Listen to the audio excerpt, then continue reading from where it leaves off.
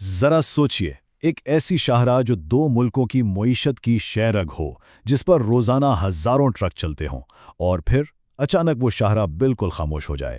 تورخم سرحد کی بندش صرف ایک راستہ بند ہونا نہیں ہے، یہ اصل میں اس پوری معاشی مشینری کا رک جانا ہے جس پر لاکھوں لوگوں کی زندگیاں چلتی ہیں۔ تو سوال یہی ہے کہ اس خاموشی کی، اس بندش کی اصل قیمت کیا ہے، اور یہ قیمت کون چکا رہا ہے؟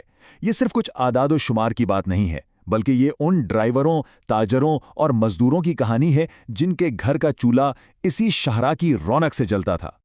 اچھا، اس پوری کہانی کو سمجھنے کے لیے سب سے پہلے تورخم کی اہمیت کو جاننا بہت ضروری ہے۔ یہ کوئی عام سرحدی راستہ نہیں ہے، یہ پاکستان کی تجارت کے لیے وسطی ایشیا تک پہنچنے کا سب سے بڑا گیٹ وے ہے۔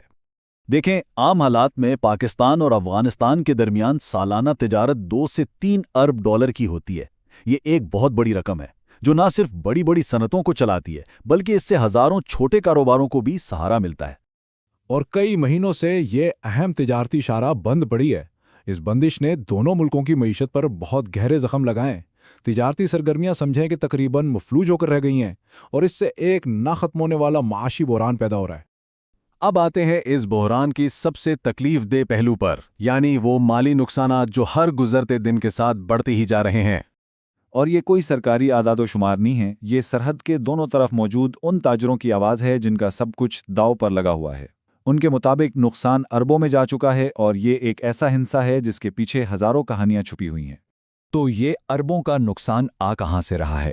اس میں ان مزدوروں کی روزانہ کی مزدوری شامل ہے جو اب بے روزگار ہیں، ان ٹرانسپورٹ کمپنیوں کی آمدنی ہے جن کے پہیے جام ہو چکے ہیں، حکومت کا وہ ٹیکس ہے جو خزانے تک نہیں پہنچ رہا، اور سب سے بڑھ کر ان ہزاروں کنٹینرز میں بند سامان کی مالیت جو سرحد پر پڑے پڑے خراب ہو رہا ہے۔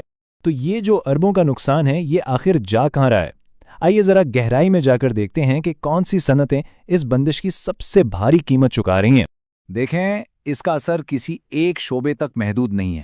سیمنٹ کی فیکٹریوں سے لے کر ادویات کے گوداموں تک، اور کھیتوں سے لے کر ٹرکوں کے اڈوں تک، معیشت کے 4 بڑے ستون شدید دباؤ میں ہیں۔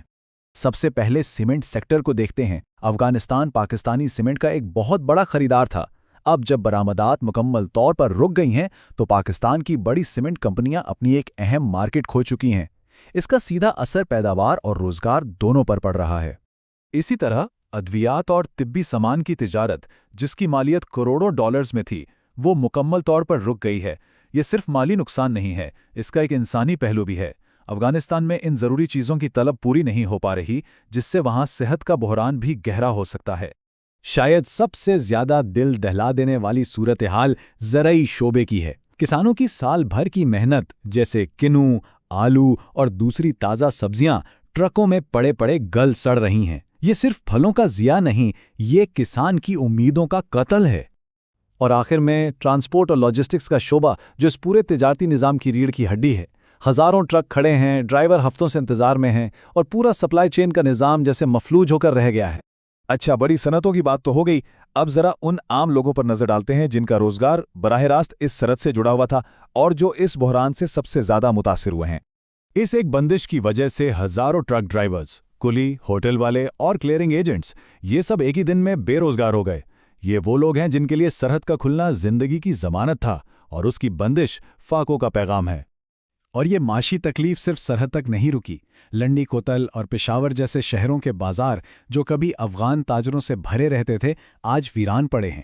مقامی معیشت کا پورا سسٹم جو سرحد پار تجارت پر انحصار کرتا تھا، اب تباہی کے دہانے پر کھڑا ہے۔ تو ان تمام نقصانات، ان ویران بازاروں اور بے روزگار چہروں کو دیکھنے کے بعد سب سے اہم سوال یہی پیدا ہوتا ہے کہ اس بحران سے نکلنے کا راستہ آخر ہے کیا؟ تورخم کی بندش نے ہمیں یہ دکھا دیا ہے کہ یہ صرف ایک تجارتی مسئلہ نہیں ہے، بلکہ یہ ایک گہرا معاشی اور سماجی بحران بن چکا ہے۔ ہم نے اربوں کا مالی نقصان دیکھا، صنعتوں کی تباہی دیکھی، اور ہزاروں خاندانوں کو بے روزگار ہوتے دیکھا۔ تو اب سوال یہ ہے کہ اس مسلسل نقصان کو روکنے کے لیے حکومت کو کیا فوری اور فیصلہ کن اقدامات کرنے چاہیے۔